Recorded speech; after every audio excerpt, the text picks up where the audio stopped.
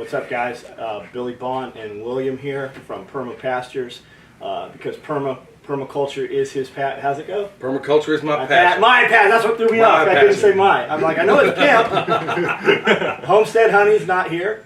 A little bummed about that, but these guys will do. So I met these guys from doing a live feed with them. Nicole got him to come on and do a live feed. Didn't really know who he was. Typed the name in, started looking at YouTube, and I was like, holy shit, wow. And then we did a live feed that went super awesome, and we just kind of had we had a lot in common, and just started talking. But the real theme was, like, when I wanted to start doing events and stuff, I felt like imposter syndrome, right? Like I've started a bunch of things, but I don't have them done. And then I mentioned something. I'm like, I go to these events and stuff, and you see a studio or you see something to sliver through the camera, but when you get there, you're like, oh, this is all bullshit. Like, that is not how this is. Mm-hmm. And then we started talking, and you're like, that is some of this space where no matter what industry, right? So I just felt like, I mean, you guys have, I say you should always have evidence of success, especially if we're taking advice from people that you might one day, your life is going to depend on, right? So if the systems got shut down, or somehow all the miraculously the food plants are burning down or whatever, and you're taking advice from guys, but there's no evidence that they've actually done any of the shit they said to do, and you guys are making videos showing it, and you're out on site putting it in, and you looked at my stuff and you're like, no, you need to do ABC, and we can do that right now. So just proof, man, just proof every day of progress, really. You know, that's one of the big things. When I told him yesterday, and I never told him what I told you. John was showing us around yesterday, and we were looking around and thinking, good night, man. What I've seen of your videos only demonstrate fraction of what you have going on here, and what you have going on outside. Now, it's not so much this, hey, you're doing this wrong or anything. He's doing everything right. Things are zoned the way they ought to be. Animals are where they ought to be. Everything is exactly where it ought to be. And then I told him, I said, and you tell me if I'm wrong here, but I was like, dude, you got more going on than most of the so-called permaculture farms that are, and he's visited even more than I have.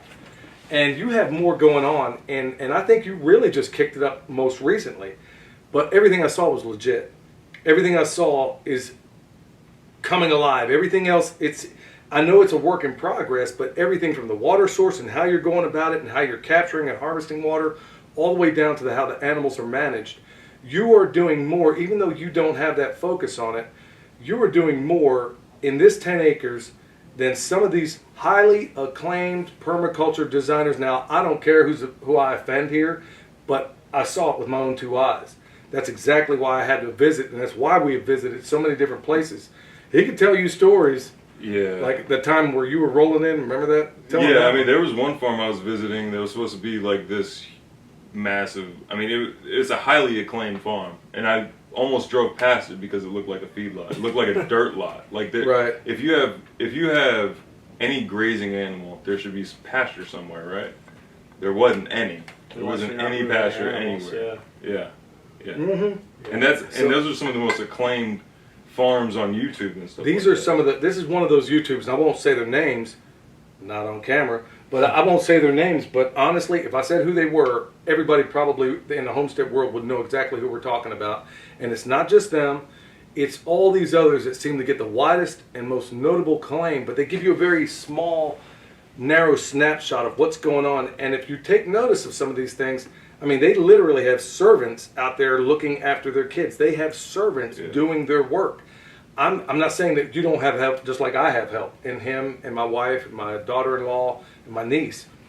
We all have help, but I'm not hiding that either. Right. So at the end of the day, I see more going on right here, and I wasn't exaggerating. I wasn't giving you. There's more going on right here than most of the highly touted permaculture farms right here in America. So you have every reason to be proud of it. What do you think we could do better, and what do you think we're lacking? Like, if we had 30 days right now and you were going to be here 30 days, what would you put in motion? Ooh. I would get the water squared away immediately. I would make some adjustments on the swales, maybe. Your trees, your orchard, all that stuff is perfect. I would have to examine more of the like rotation on the animals and stuff like that. But I mean, it's hard to argue against having a surplus of eggs like I just saw down in the kitchen down there. Well, in addition to that, like also I would add that any roof surfaces, you got a facility big enough to where you have your rainfall amounts. I haven't looked, but I guarantee they are considerable here. It's about 36 inches a year, I think. Yeah, Okay, so off this roof alone, you could fill probably 15 Olympic-sized swimming pools with the water coming off of here. I don't know what you do with it yet, but if you're not capturing it, I would consider that, or at least, and I know you're already doing that to a great extent. You're pushing it out to, am I wrong? All the downspouts run into individual pipes that are all trenched and terminate directly in the pond, and we filled the pond in 2 rain fills. Yeah. But I thought I think we're going to bring in 2,500, 3,000 gallon tanks and pop them on each corner, downspout into that, and then overflow in from there into the pond.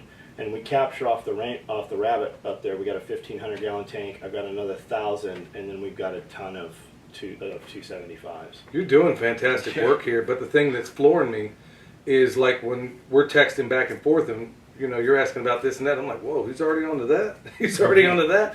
And I'm looking at what you're doing. You're going to make invariably when you do this work. We have made colossal mistakes, and you haven't made anywhere as near as severe as we have. Well, it's because I have you guys to watch. Like that, you guys put out the content, right? I have access to guys like you and other guys. My biggest thing was like I've been watching this stuff for a decade, and I research it, but I never put it in motion, right? And now that we're doing festivals, like the first time people came, I had 50 raised bed gardens, like beds, right? But and then the next time they came, we had water catchment, we had the pond. So I have to have evidence every time, and we build content off of it as well. So my thing is, if you watch a video of mine, and I do a live feed every night at 9 o'clock. So if somebody asks me advice or how they should do something, I'll be like, well, this is how I did it. But I believe that I should have that here when they come here. Like if they come here, anything I've ever put in a video, they should be like, hey, what about this? And we can literally walk right to it. So I really have a lot of motivation because I have 90-day blocks. Like our next one of these is in October. So this place better look way better in 90 days. So I make a conscious effort every single day to put a couple hours into that. And that's usually my employees all leave about 6:30. So I have from about 6:30 to 9 o'clock at night. So I do a lot of stuff in the dark. We just throw the light bars on the side-by-sides, and we just get stuff done because it's a little bit cooler. I put a podcast in, or I put audiobook in, and just go to work. I turn the camera on, and I'm looking for evidence of success. I know they're going to hold me accountable. We have a hashtag we all use, and I know that when I get on live feed, they're going to be like, what did you accomplish today? And I better have something to say, right?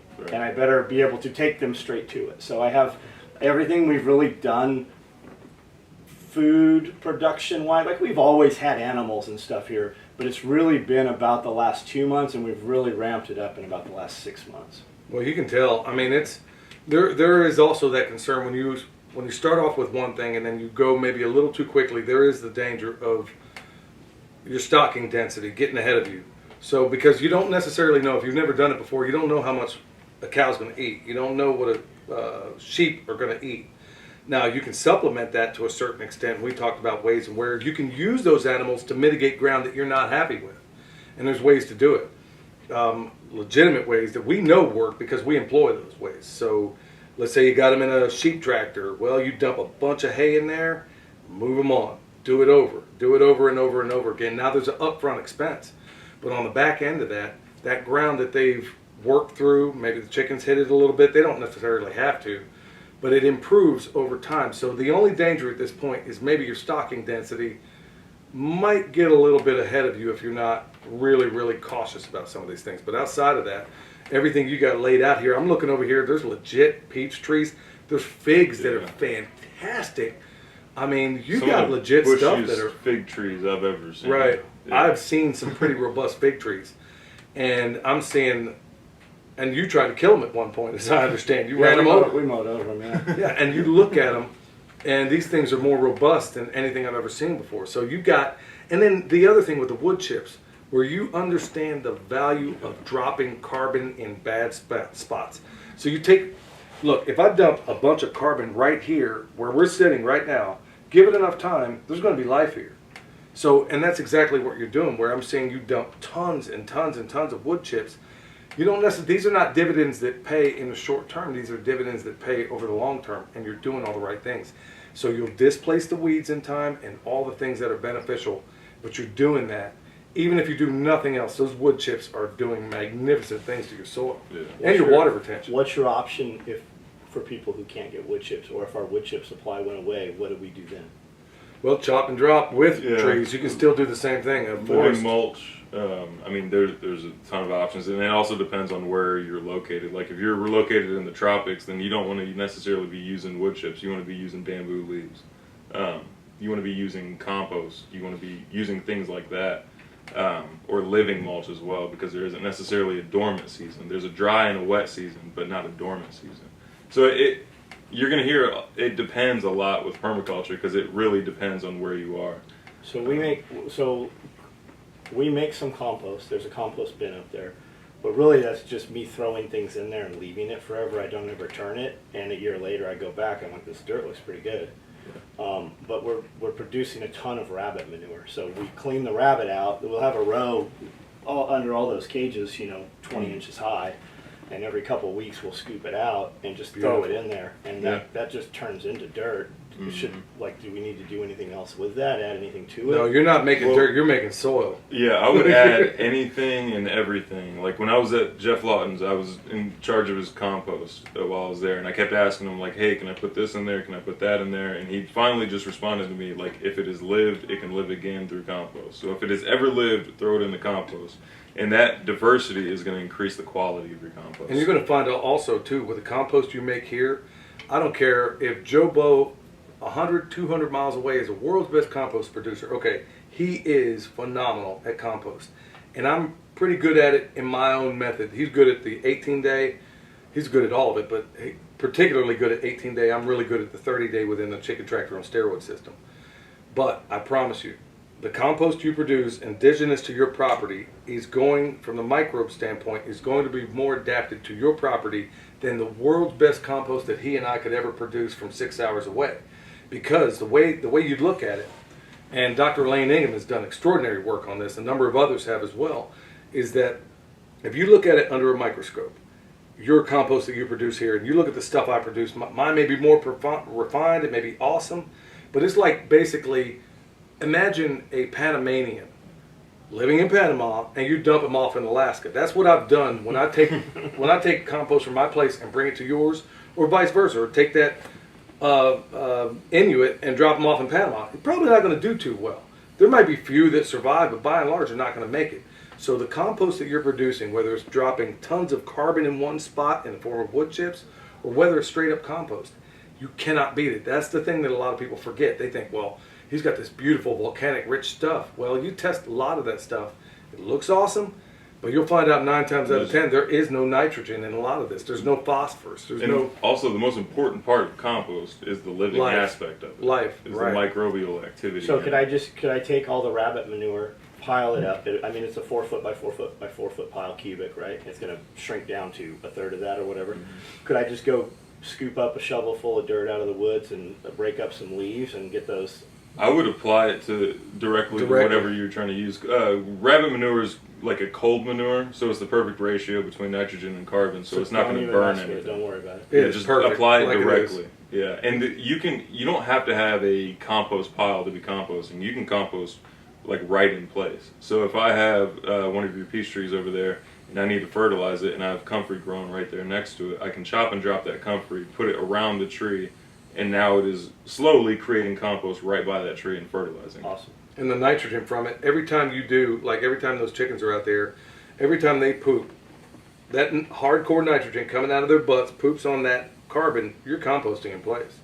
You're at one point, I don't know if you've ever done it, but if you keep doing the deep mulch or deep bedding system that you have out there with those chickens, it is going to produce, if you just keep putting that deep bedding down there, it is going to produce some soil that will knock your socks off. Right. So you could eventually take that out. The microbial life in there will be astonishing. And for people who have like areas that have been highly abused, or there's been like spraying and all that stuff, composting is the best option.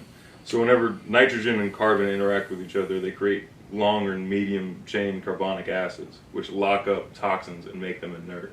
So, like, if it's been sprayed for years, it's still recoverable. No matter what state the land is in, it is still recoverable. And that's the beauty about it, is that we've proven, it's been proven for years, but we've also proven that you can take some of the worst denuded ground, and we've done it, and turn it by doing exactly what he says, because they're like, well, it's got all these crazy toxins in there. It doesn't matter. That's what the beauty of the composting process does, is that it ties any toxins up to where they cannot be used. So that's the beauty about all of this. Awesome.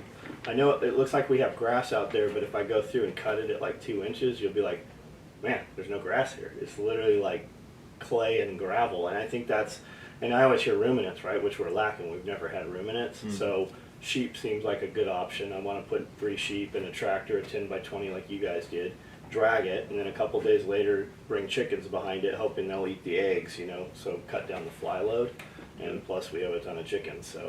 You can do that, but you're going to have to, depending on this, you're going to go through a lot of hay. Or another way of doing it is you can take a round bale, roll it out, and just put them wherever the round bale was. Have the chickens go through, they're going to make a mess of it, but you don't leave them there. Now, it is labor intense. That's the thing. When you start, a lot of people are accustomed to putting the animal out there and never having to deal with it. Oh, I'll just put it out here and that's the end of it. Well, to do this regeneratively, it requires a great deal out of you, or at least something out of you. So these things have to constantly move through the landscape. If that doesn't happen, you're going to wind up right back to square one. There are efficient ways to move the animals, Right. though. Like, it doesn't have to be backbreaking labor every time you have to go move animals. It No, can we'll be done move, I mean, efficiently. we'll drag them. We've got equipment. I've got guys. Like I move everything out there. Gets moved twice a day right now. Oh, well. So to move a 10 by 20, I mean, we can pull it with 4-wheelers or whatever. Okay. Not a problem. Now round bales. Does it matter what the round bale's made of, right? Because I can It get helps. 3 round bales all day long.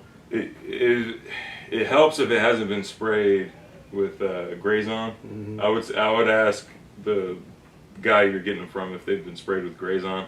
If they have been, then it's going to be counterproductive for quite a while. I mean, you can eventually lock that up.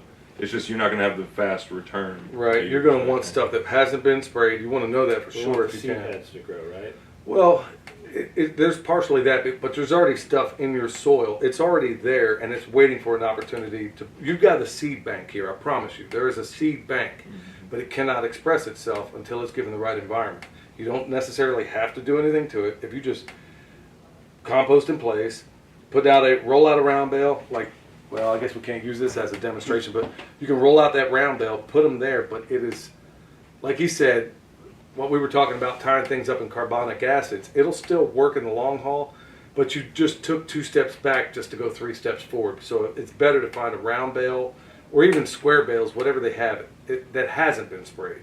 So it's going to get you to that finish line much faster. We've had, I don't know, maybe a dozen round bales here. We just cut the ties on them, and we just bump them with the 4-wheeler, and they unroll. There you go. Unroll them. But what we find is like there's usually like a lot of mold in them. Like it seems like there's a lot of like dust coming out, and it's kind of green and stuff. Especially because they've been rained on and stuff, or they've sat for a while. Yeah. But I mean, when we had that happen, we just put wood chips over them. We just threw chips back. And you did exactly the right thing. If you had sour hay or something that could have been messed up, that may have been part of your problem too. So if you can, I would make absolutely sure you're going to spend a little bit more, but if you can possibly get those bales that haven't been sprayed, it is going to get you to that finish line much, much faster. Awesome. Yeah. Awesome. Can't believe you guys are sitting here, man. I can't believe you have us sitting here, We're in man. here. Dude, this is like John's Jungle Palace of Love, man. This is like the most pimped out setting. We got out of here last night, and I'm sitting here. I was tuckered out because I haven't slept in days, and I still haven't. And we made this trip. We got out here, and we're exhausted. I looked around this place, dude, and then I found myself rejuvenated. When we got back to the hotel, I was like, I sat there laying up in the bed, looking at the ceiling. I am supposed to be exhausted beyond all words, but honestly, being here, man, And being in the company of somebody like yourself, where we got so much in common, where I'm learning so much, not just about the space that we're in and the way you do business and the way you operate, but it's your style and your swagger. And it's kind of cool when you see a guy speak the way you do and you walk the talk. And I see it here because honestly, good conversation is the first thing I look for in a room, and it's the last thing I find generally. And in a place like this, and in a festival where you have it, it's not hard to find.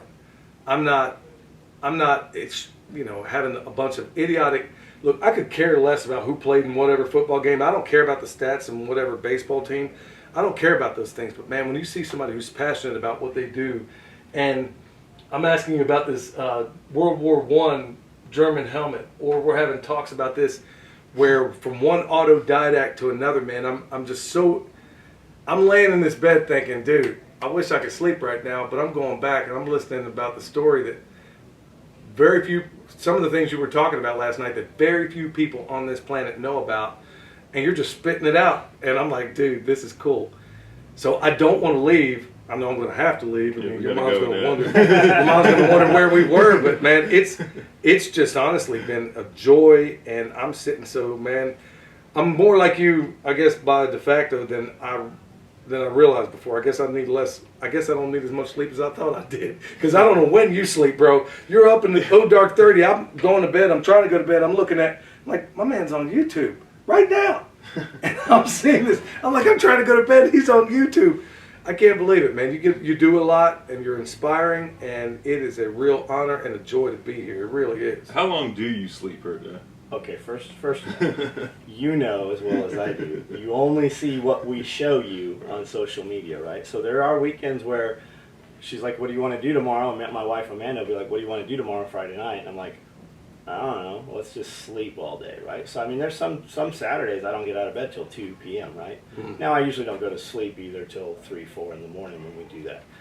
Typically, I shut things down my goal is about 11, right? I want to be in bed about 10, 30, 11 o'clock, but I've got 2 computers in my lap. I've got a phone over here, so midnight's my goal. Head on the pillow, lights out, all of them at midnight. Usually when I go in the room at 10, 10:30, there's nothing bright on. I've got some globes that are illuminated, and then just very low light. So I keep everything dark, and that's usually just pulling footage from drone SD cards and GoPros and putting stuff on and categorizing it a little bit, and then answering social media, right? I'm trying to star and heart and like and try to comment on everything the first day for our YouTube videos.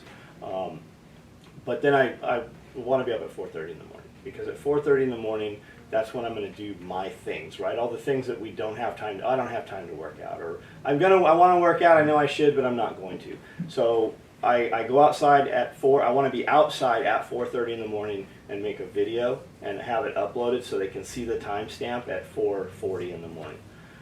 Accountability. And then I get on that treadmill right there for 30 to 45 minutes, and it's usually at level 2, 3 at 3.5 miles an hour.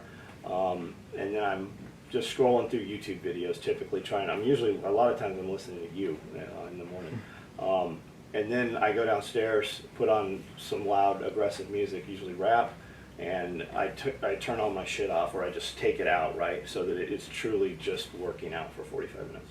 And then I'm just jumping in the kitchen. I'm usually having first breakfast right about then, and then I want to clean the kitchen up so that when my guy rolls in at 7, my shit's all out of his way.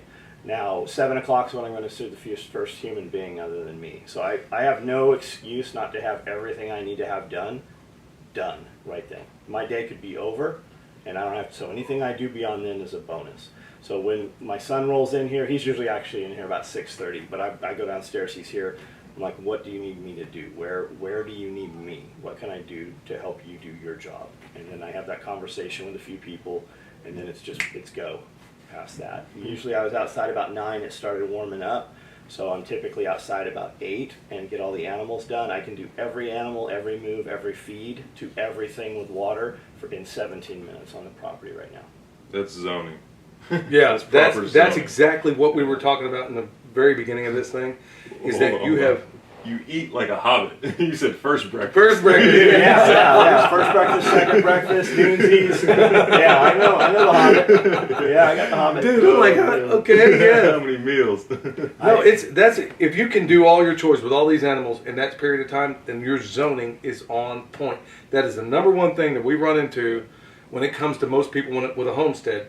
He does consultations and stuff, and the number one thing that we fight with these people, which is why I no longer do consultations for anybody anymore, is because I'm sick and tired of giving great advice, and then they go and take a chicken tractor and stick it on the other side of their property. I'm guilty of a lot of that. Yeah, but so were we But you in the very changed beginning. But it's obviously Yeah. working at this point, because on 10 acres, everything is zoned in a way. If you can get that done in that time, then that's telling you something right there. That's telling you, hey, your zoning, it should not take you 4 hours, like some of these people tell us it does, to do these things if you have your zoning on point. Just like you gave your routine on, you're up doing first breakfast and you're working out and doing all these different things, because you are able to put these things in the pattern that they ought to be, where they make efficient sense.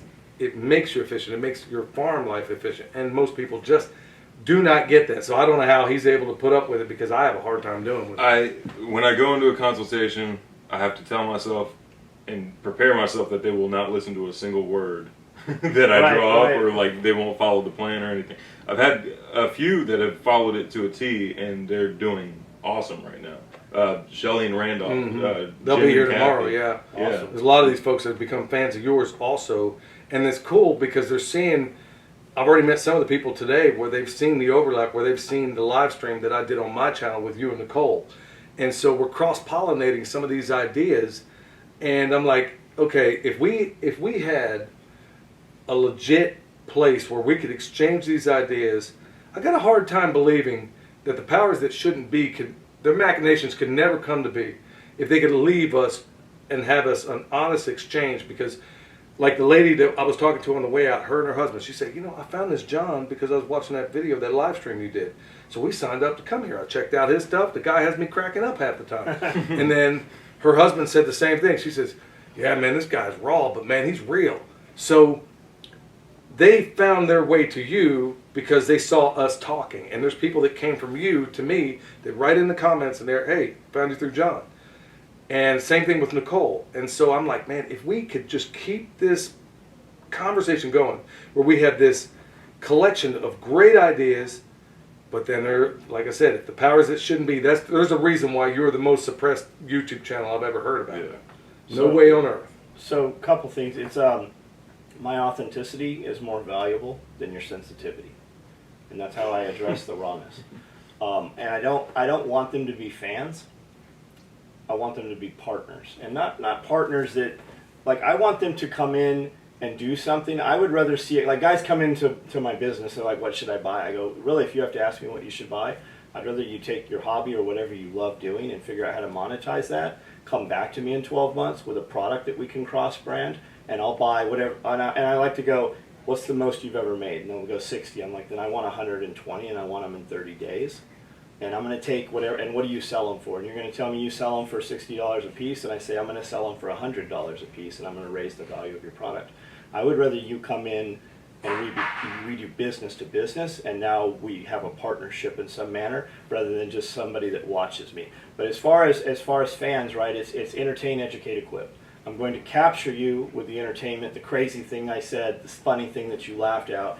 I want to educate you somewhere in there. I want you to walk away with some piece of knowledge, and I want it to be so important in your life that you talk about it. And when somebody goes, how do you know that? I know it from this dude, John, right? And then equip. And the equip is, I can sell you equipment, or it's a call to action, right? Hey, join my email, stay in contact, get on my my text messaging app, come to our event. So entertain, educate, equip. And as long as I can do all of those, and then the way, like, we've destroyed, well, they have destroyed people's attention span with TikTok 15-second reels, 30-second reels, right? So nowadays, where we used to have an hour to preach or give a sermon or whatever, we have 15 seconds, right? And I literally have to do something shocking in 1 second to get your eyes for 3 seconds to do the call to action within 5 seconds.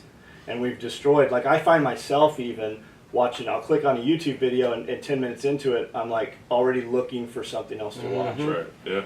We've destroyed. Yeah. Well, that's what a lot of the power that shouldn't be, the powers that shouldn't be have, this is the impact that they've had. Where now I'm looking at a bunch of hipsters that are looking to get into this space all of a sudden.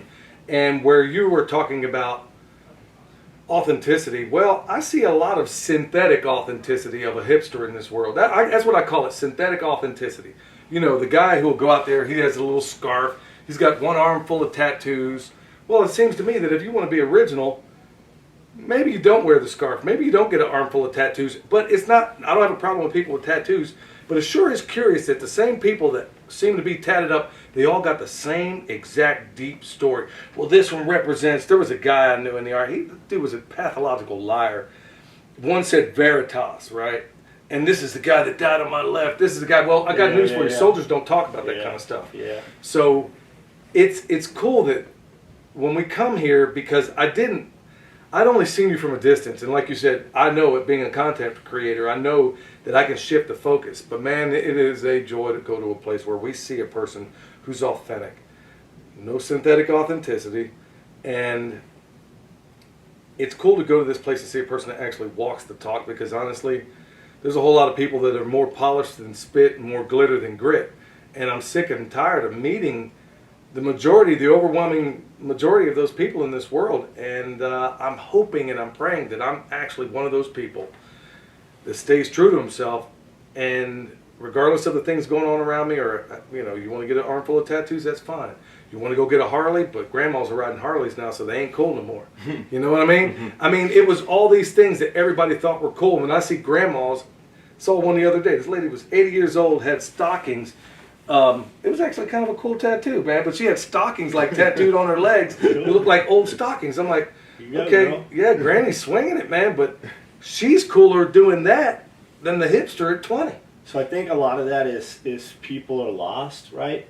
They want to belong to something so badly, and they don't know what to belong to. So that's something you can go and buy a tattoo and buy a second tattoo, or like they don't really want to go ride the bike. They just want to be part of the club because they need something to belong to. And I think a lot of that is like men don't raise kids anymore, right? That's right. There's so many guys out there that are just lost. They've never had a male role model to show them how to do things, so they can kind of that's how they can kind of fit in, right? And I mean, you obviously raised him. He's here. I've got my kids, but there's so many people that are just missing, and maybe that's what it is. So I don't know. I mean, guys come in and I'm like, holy shit, I can't be around this dude. But every now and then you'll find that guy, right? Like you'll say something that will stick, and every now and then what we did pays off, right? You can see it years later. So I just keep throwing it, and hopefully somebody catches it and it changes somebody's life. Like I question all the time. I'm like, we put so much time into doing social media and stuff, and we don't get anything from it. Like we get nothing for it. Like the freest thing you can do, the simplest thing you can do is share and like, right? So if I entertained you, if I equipped you, if I educated you, if I made you laugh, share this to somebody. Just send a video to a friend. The freest thing you can do is push the star button, but they don't. So I'm like, man, why do we make these videos? And every time I have that serious conversation with myself or with our crew, an email comes through is like, hey man, I've been listening to you for 6 months and I just lost like 50 pounds in the last 6 months. Or hey, I started this business and I moved out of California. Awesome. And like we know it's working. People are busy doing it, and people just don't think just to hit. Like I even go back, I'm like, holy shit, I didn't like that guy's video. I go back and I try to leave a comment so you video always. And if I watch a video, I always try to leave a comment so that they know that I saw it.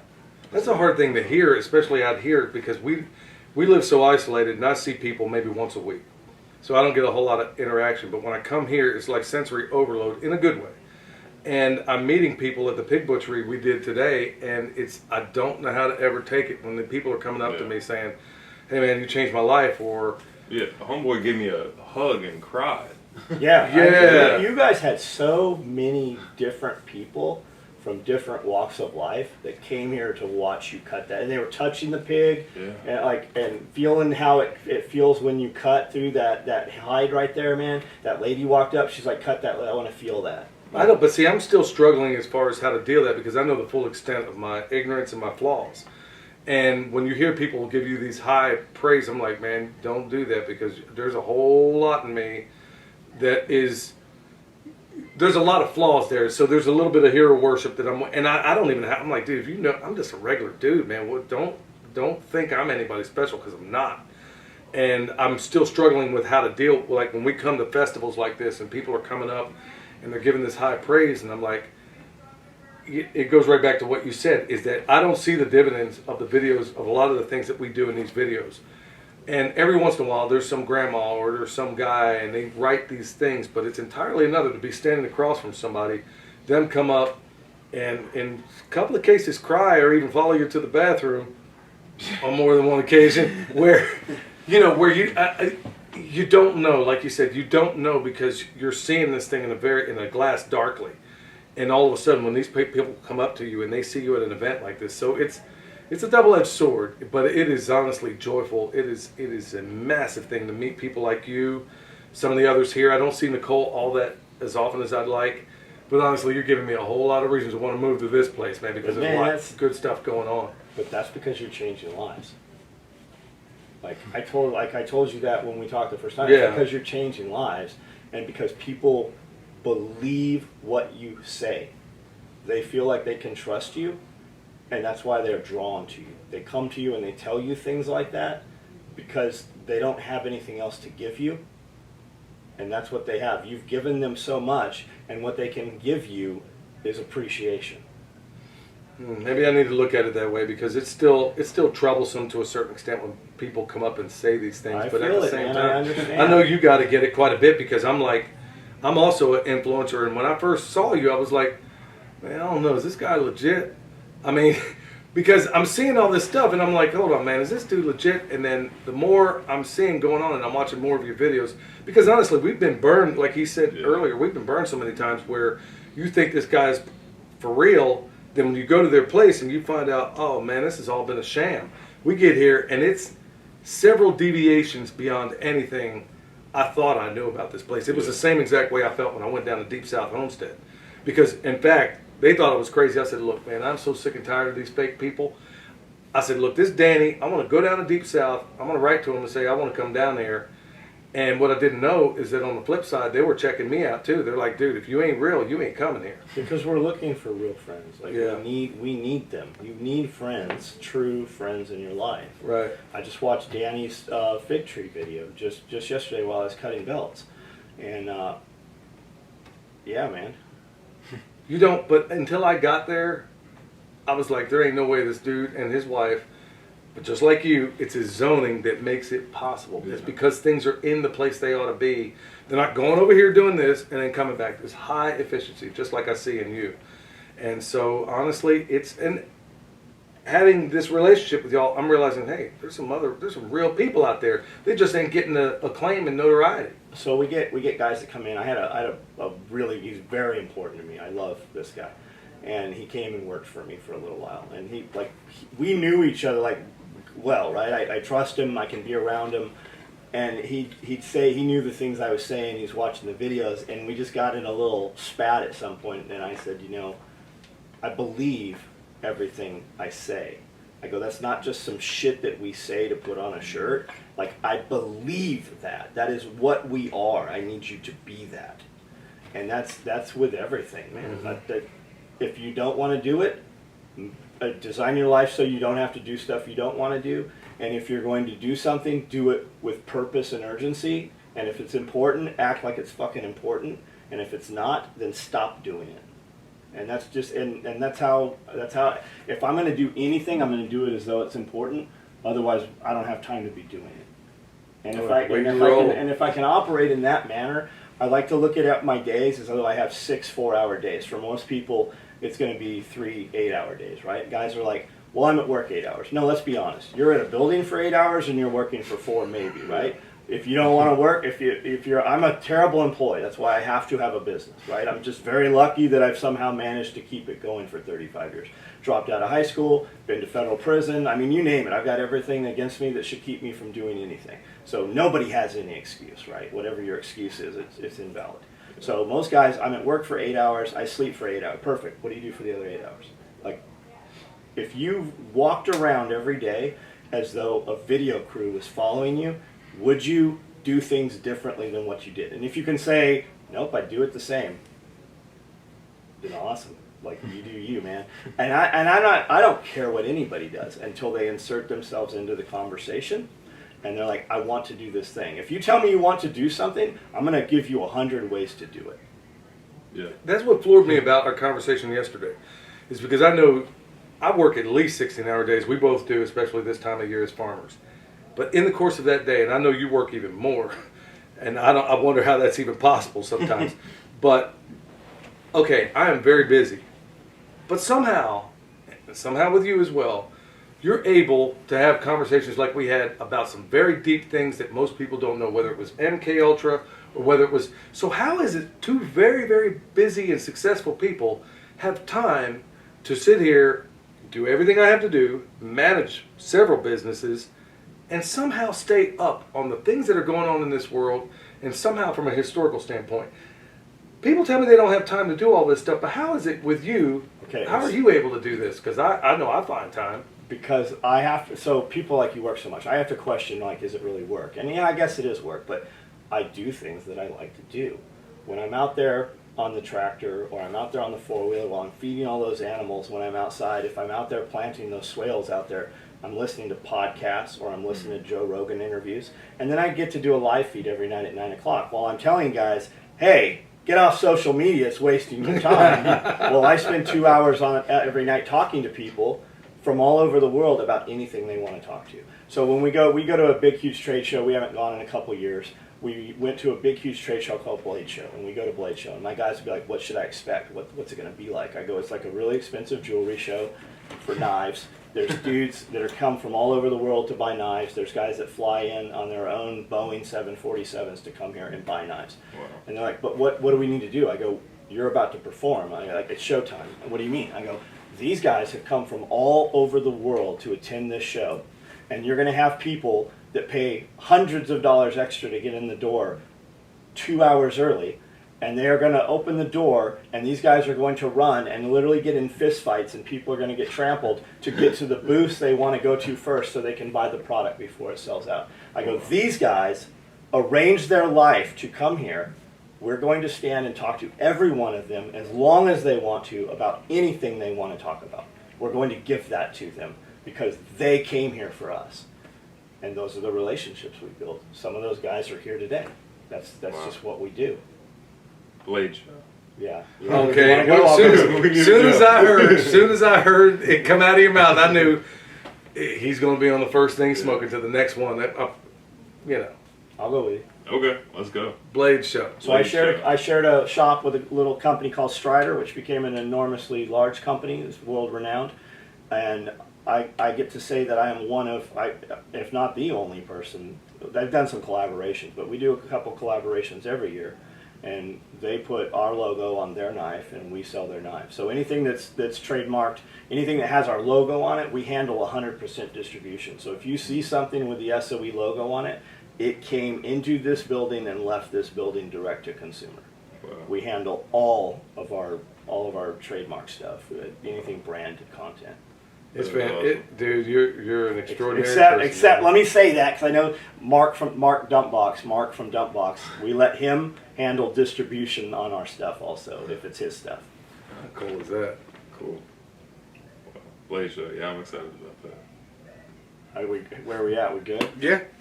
This is more than I wanted, or more than I needed. So He's like, dude, will y'all quit? no, this is good. House, man. What I'm thinking is I don't want to keep you guys too long. So if you want to keep talking, keep talking. If you're done, you're done. So we were talking about, and you can put this in clips or something else, but you remember we were talking earlier, and I said there's guys I can work with and guys I can't work with, and I get around dudes, and you just fucking know, like the hair stands up, right? The hackles stand up, and you're like, something's not right. It's the energy, right? Yeah. God, karma, crystals, whatever, but it's the energy. And I'll get like video because I got to be real close with you, right? And I can work with you. Like we can be fucking touching and shoulder to shoulder. But then I get around dudes that are like the best, and I'm like, I can't work with this motherfucker. Like there's just something's, I don't know what's wrong, but something's wrong. Like there's something wrong here. And I can sit down and talk with these dudes. Like you just throw out some random fucking topic, and we're good to go. Yeah, and I'm not thinking about where I need to be, or I'm trying to figure out how to get out of it. I try to figure out how to get a lot of shit. But I'm good. Like these dudes came in here. Like I asked you to come here last night to look at the pig pen because that was just some bullshit. I just wanted you to come here so I could meet you guys and talk to you myself. Dude, it was awesome. We were coming along, and I was like, man, I hope I get a chance to get there early because I wanted to see the venue and look at the pig and, you know, where it was going to be. And honestly, it steamrolled into something I didn't at all expect. Like I said, I came here completely, utterly, I thought I was exhausted, and then I'm leaving here, and I'm like, dude, I'm charged up, man. This is so cool to actually, because I just don't get any of this. Any human interaction I have outside of him, his mom, my niece, My wife. and his wife, that's typically all I get as far as tangible interaction with people. So, and frankly, I would rather be this hermit at the top of my mountain than have idiotic conversations about things that I couldn't care anything about. I mean, or go really, to town and just get irritated. Or go to come town. back pissed off. Right, and I go there and I come back, get pissed off, and then when I come here, because I've done a lot of these things, I've been to a lot of these things, I had at least some idea what to expect, but honestly, it's beyond, like I said, when I'm sitting there and that exhausted, I'm sitting there looking up in the bed, like, man, doggone it. I don't even know how to process everything that I just was exposed to last night, and then I'm seeing it's just really something else, John. And what you have going here is astonishing. You are inspiring. And I see, honestly, even from the people out here that come, the people that came here, and I'm hearing them talk about, man, have you seen this dude's videos? I'm like, yeah. But I'm like, well, maybe the rest of the world needs to see them because I know that they are suppressed. There is no way, because I looked at your numbers on Social Blade. I'm like, hold on, you're going to sit here and tell me everybody that we've promoted so far has at least gotten immediately, the jump was 500 because, and then the reason I know they're playing around is because it's extremely high because you're not necessarily in exclusively the homesteading space. Yeah, I'm not in your guys's, so that's all new eyeballs. So all the people, and then I'm looking at his numbers, and Nicole's after that, and I'm like, huh. Nicole went up a little bit. She got a little bit of a bump, but there was almost nothing on it. So they unsubscribe more followers from my channel than new subscribers every month. And people, when I go live, people are like, I couldn't comment, or I had to, like, my wife shares a link to the video while it's live in a closed private group for clients, and they click and can get on. But even last night while I was live, when I got off, I went to Facebook and did a live, and 20 dudes jumped over immediately and said, I couldn't comment on YouTube. I could see your video, but I couldn't say anything. So it is what it is. Well, that's why we're going to look into these. So the workaround is, if people get any value, if they would just share it. Just take the link to the video that captured your attention or whatever, put it on your social media, send it in an email. We just have to do it guerrilla style. Well, that's where we also need to get away from being a YouTube sharecropper. That's really what we are. There's other platforms, right? That's right. But the eyeballs aren't there. Yeah. We post stuff other places, and we have a whole series of videos we can't even put on YouTube. We put them over on Rumble, and I've got 700 followers there now. It's just, we just need to, I don't know, maybe I don't add enough value. Maybe I need to add more value so that people will seek it out or something. But if everybody has a friend and he's like, man, my friend started this business, went out of business. Yeah, because you guys didn't support your friend. You don't even push the star button and it's free. Imagine, but then I look at, maybe we put it behind a paywall because I see, there's a guy named Dan Pena, right? The $4 billion man. And he's like, I used to give these classes, and it's life-changing, it's motivational, it's business stuff. And when I gave the classes away, I had about a 50% success rate. Now the class is $23,000 for a week, and he has 100% success rate. And he said it's because they have a vested interest. They had to beg, borrow, steal. If they're going to spend that money, they're the type of person that is going to execute.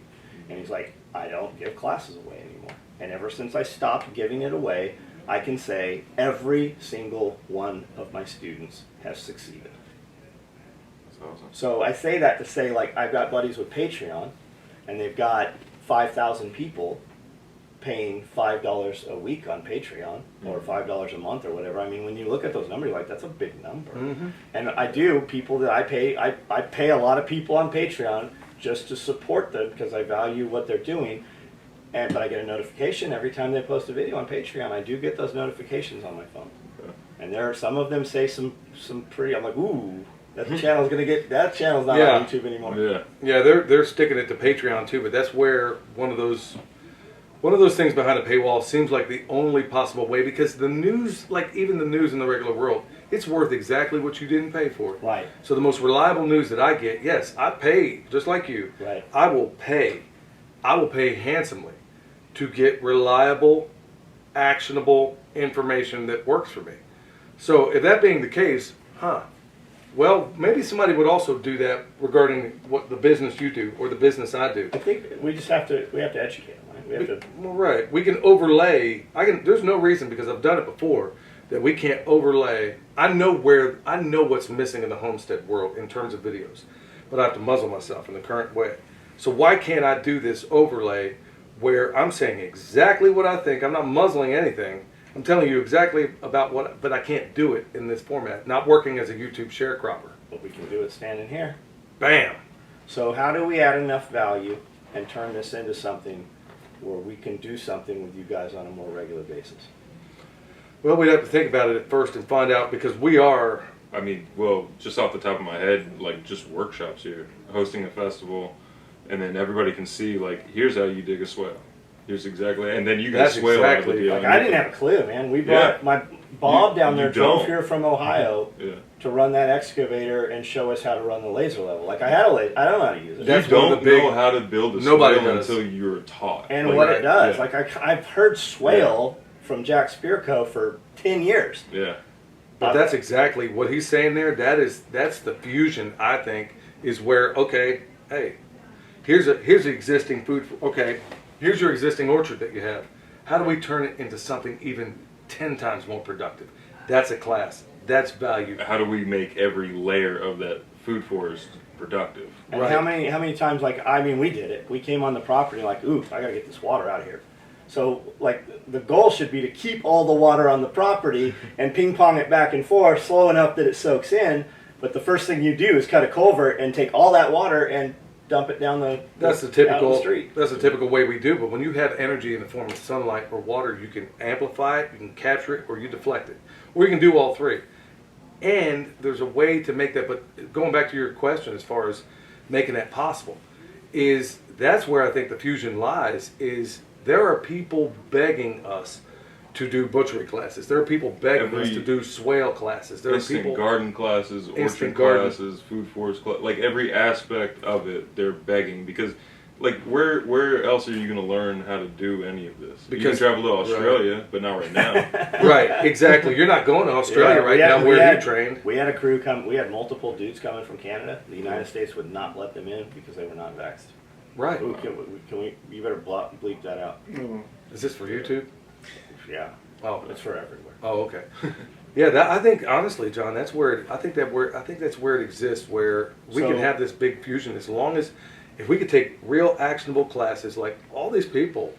Yeah. Have we been promoting this thing a while back? In fact, there's a whole stack of emails I got of people saying, "Hey, you sold out of this class." Yeah, and okay, maybe next time get 2 pigs. He cuts up one, I cut up the other. Yeah. Get 10 times more people in there, because at the end of the day, when they're putting their hands on it, or when they're out there saying, okay, here's a swale. Now that we have a swale, how do we space our trees? Okay, we're going to put all 7 layers of a forest, or in what you currently have, what do we add to that to make it even more? You already have a great system. What do we do to put it on steroids? Because there's 7 layers of a forest, not just the fruit tree. There's 7 layers. There's an overstory, there's an understory, there's a shrub, there's an herb, there's a ground cover, there's vines, and there's roots. Which I'm super lacking. It looks like we built everything to be pretty from the drone, right? There's nothing growing under those trees. There's nothing growing up those trees. I mean, we've got a ton we can do. And those are classes that people need. Because the overstory needs to be established before a lot of these other layers can even be put in. And then we've got all the woods in the back. Like I Right. feel like we should do something here. You have tons of opportunity, and it's also an opportunity for people to learn, pay money, to learn good things. Because honestly, the stuff we've given away, the classes I've done for free, I mean, people would pay thousands. I've given them for free, and just like the guy you referenced a minute ago, when you give it away for free, people think it's worthless. So the second you put it behind there saying, well, why are you charging something for this now? Because you fools ain't paying, because you're not paying attention when it's free. So I'm going to charge you, not because I even need the money, but you have to understand that there's some value to this content. So, and as far as charging money, right? So this is the third Self-Reliance Festival we've done. Nicole told me last night while we were at dinner, she's like, we just became profitable. Like, with everything we've put into this, everyone's bigger. We made our first dollar of profit last night while we were sitting at dinner 20 minutes before I saw you guys. So people think like, man, they're making so much money and cleaning up. That's not how it is, man. Every single thing. Like I don't charge for the property. I don't take a dime out of anything. I paid for all the porta potty. Like a lot of this comes out, we pay for. Like we're building this. We are going to turn this into something, and I don't know really what it'll become. But we have not profited from this, not at all yet. So, I don't know, man. We just need to, if people come here and they leave with anything, we need to ask them to send us somebody. I mean, just that call to action, right? And then just, hey, you can't leave here until you give us your friend's phone number. You got to give them 2 people to text. I don't know that you even need to do that anymore. I think by word of mouth, because I've gone to these other festivals, you've already hit it on another level in so many different ways, because there are things you can do on private property that you simply can't do at a fairground, or you're just going to have to ask for permission. Not only that, the people, okay, I'm going to say this as gentle as I can. There's a lot of other people that are out there exploiting the fact that there's a lot of fear going on. And so they're charging ridiculous amounts and making ridiculous claims about, we'll make you a homesteader in a weekend. Anybody with any sense knows that that is absurd, but a person who is fearful will not ask critical questions about lunatic things. Yeah. So you're offering legit value. You're bringing in people that are talking. I know what the discussions are. I'm looking at the list of the people and what they're talking about here, and it is 180 degrees. So I don't have a problem with making money if you're offering me good value. I can't stand as a consumer being screwed. I can't stand being told something and then I pay my good money, even if it's money that was disposable to me. It's the offer that you played me for full.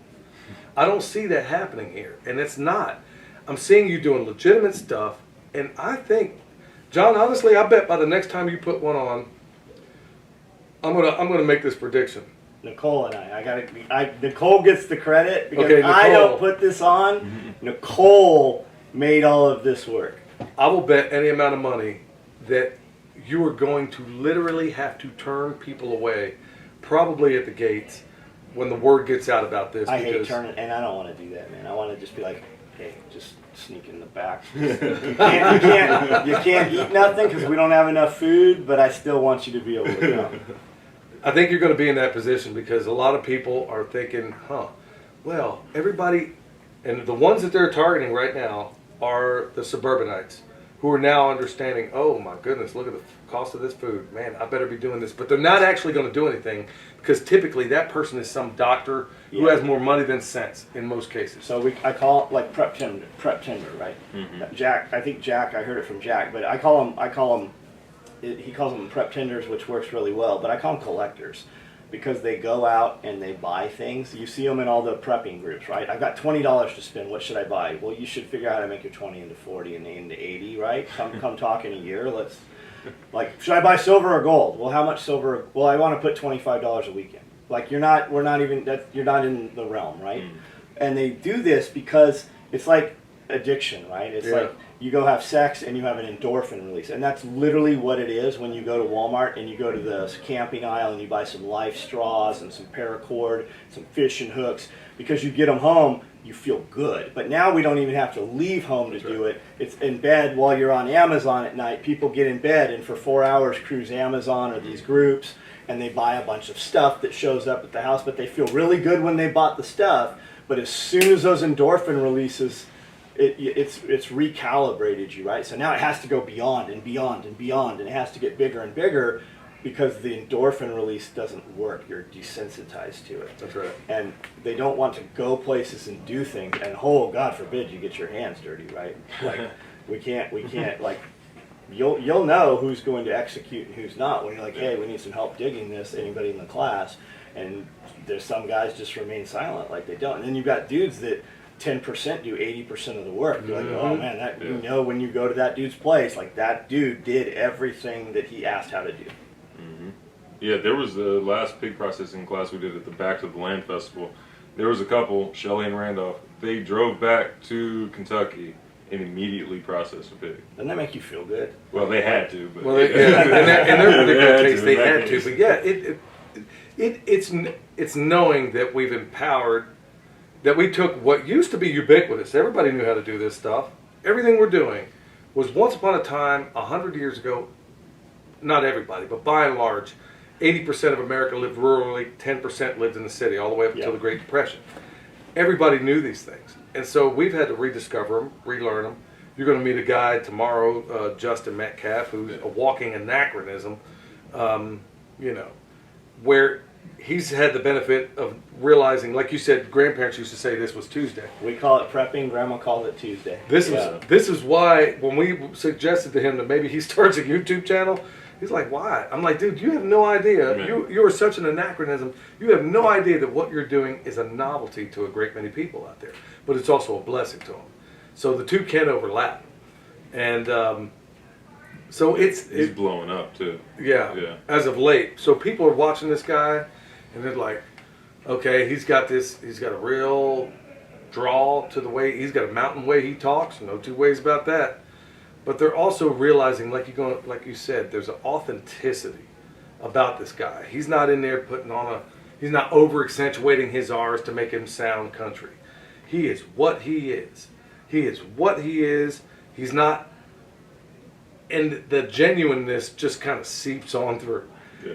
And because of that, like you were saying a moment ago about yourself regarding the authenticity, well, that's exactly, for the longest time, for a whole bunch of reasons I won't get into now, for the longest time, for years, I pretended I was being somebody because of the abuse and the nonsense of how I grew up. I spent a lot of time putting up these facades, man, and I've always admired people that honestly could not give a rip, and then I became one of those people in time. Pretending to be somebody I wasn't because I thought I had to fit within this matrix that they've prepared for me and that I got to work within. Finally, broke myself out of that. And then said, man, okay, I'm pretty happy, but I'm also pretty lonely out here being, I'm happy being authentic, but I'm also pretty lonely. So I'm like, okay, yeah, I guess I need to find more of those people, and it's a joy to come here and find those people. I think there's a lot of them here. Like we talk to I've talked to a lot of people today, and I'm like, man, I've seen a ton of your video, and they're like just like the video. And then you go to like prepper conventions and shows, especially places where TV guys have been, right? The Alone and Afraid. So, and you meet them, and they're nothing. Like it was just like it was a script, right? Yeah. They're nothing at all. And I just think we're super lucky that we were able to bring those guys here. I mean, everybody here is exactly who I thought they were. So I'm just awesome. I think it's great, man. It's awesome that you guys are here. I'm super excited that you came. And I'm just already trying to figure out how that we can get you back here again. Well, we're looking forward to it. I mean, we have a whole lot of stuff going on ourselves, but honestly, any event, anything, if we could possibly make it, man, this is a joy to be here. We haven't even kicked off the official event so far. Yeah, we haven't even started. started. Like, this is just Friday. Yeah, we were here last night, and I'm like, okay, man, this is a hard place to leave already. Today we did the thing. Tomorrow we're going to do the thing, and then Sunday we're going to do the thing, and I am already stoked. I'm exhausted, but I know I'm going to sleep good tonight. Maybe. Maybe how deep we get into it later on, but honestly, man, it is something else to be here. That carved warthog skull, Yeah. that is the coolest thing in this room, I think. It's from Fiji. That is awesome. Yeah, it's a Fijian warthog. That's exactly what it is. To me, because of what I know about, I've been doing a lot of study of World War I as of late. And just like all the other wars, we realize, of course, they are bankers' wars. But I'll tell you what else I'm realizing that a lot of these wars, the people they tell us are bad guys weren't necessarily the bad guys, or there was an unseen hand behind all that. I guess that's not No, what this this is video is definitely all getting about. kicked off YouTube. No. So they're all Yeah. they're all bankers' wars, and World War I was fought over between people who played together as children. That's They exactly were all right. family members. This is what I love. Nobody knows that. Nobody knows that if you take it to a side by side of the Russian leader along with King George, I can't remember his name exactly, but if you put them side by side, they look like twins. They were all acolytes of Because Queen. they're a very thin bloodline. That's Very right. narrow. It goes And straight up sometimes and every down. once in a while, the powers that shouldn't be decide they want to thin things out. Yeah. So when I saw that, and in light of all the things I know and reading things like War's a Racket by only, I think 9 people have ever won the Congressional Medal of Honor twice. This guy won it twice. He was a general, Smedley Darlington Butler, and he wrote the book War's a Racket. Won the Medal of Honor twice, and then when you hear what he has to say about all these so-called wars, of course this is after he had, he woke up long afterwards, and he wrote these wars, and you find out, man, there's a whole lot of things. I don't mean to go so far afield, but when I see historical things like that, there's a historical component to so much in here. It's not just necessarily coal, but it says a lot about the person who put it in here. So it is Or saw the importance in it. asylum for the insane. Okay, for Center for Disturbed Women, I'm going to leave that alone. I'm gonna leave it right there, bro. I've got to interrupt. That I have a walkway in my house, and ever since I moved there, I said I want that sign because I have a daughter or 2 daughters and a wife. And I'm the only guy, man. so I need that sign right at my door. You know? Dude, we were taught. Well, I say some of this stuff on camera, bro. I don't need any record of some of this. Man, I think we'll end it on that note. And I just want you guys to know that I appreciate you and thank you for being here. We appreciate you, and thank you so much for the opportunity. It's a joy. Thanks for inviting us. Awesome, guys. So last comment real fast. Heavens to Murgatroyd. Yeah, I've been asking too. I don't know what. You know what that is, It's a don't little you? cartoon dog. Right? Yeah! Oh, Dude, yeah. Who was it? We'll find out. It'll be in there. Heavens to Heavens Murgatroyd. to Murgatroyd. Yeah, Yeah. that was, oh my goodness. I can't even. Now that you asked, I can't Austin even will think of it. find out. It'll be at the end of this video. Thanks, guys. Yeah, man, I'm talking about realest, one of the realest to try. My family, SOE, got the tools to survive. Yeah, I don't. Heavens to Murgatroyd.